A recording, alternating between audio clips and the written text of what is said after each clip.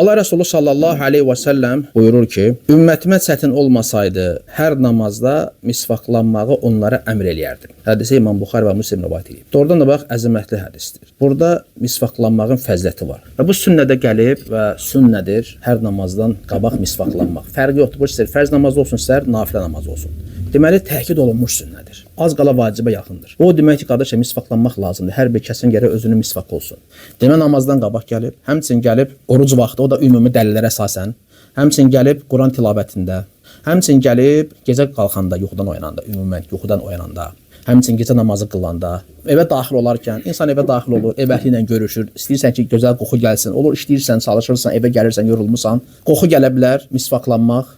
Demək, bu sünnədir, ibadətdir, Allah razı salır, həmçinin təmizlikdir və təmizlik də imandandır. Ona görə hər bir kəs çalışsın, misvaq olsun və misvaqda mütəmadi olaraq istifadə eləsin, xüsusən namazdan qabaq və həmçinin gəlib dəstəmaz alarkən. Əlləri yuyandan sonra madmadadan qabaq misvaqlanmaq müstəhəbdir. Niyə görə imminoy oradan qabaq? Çünki misvaqlanırsan və nəsə dişin arasından çıxa bilər, düzdürmü, qidadan və s. Artıq ağzı uyanda tökülür. Ona görə alimlər deyiblər ki, dəstəmazda yeri haradır? Əlləri yuyub, ağız boşluğunu yumamışdan qabaq. Bismillah deyib əlləri yuyursan axı birinci. Sonra artıq ağız boşluğunu yumamışdan qabaq misvaqdan istifadə edirsən. Ona görə sünnədir, istifadə edin, kimin yoxsa alsın. İstər kişi, istər qadın misvaqdan istifadə etməsi sünnədir. Allaha razı salır və təravətləndirir ağız boşluğunu.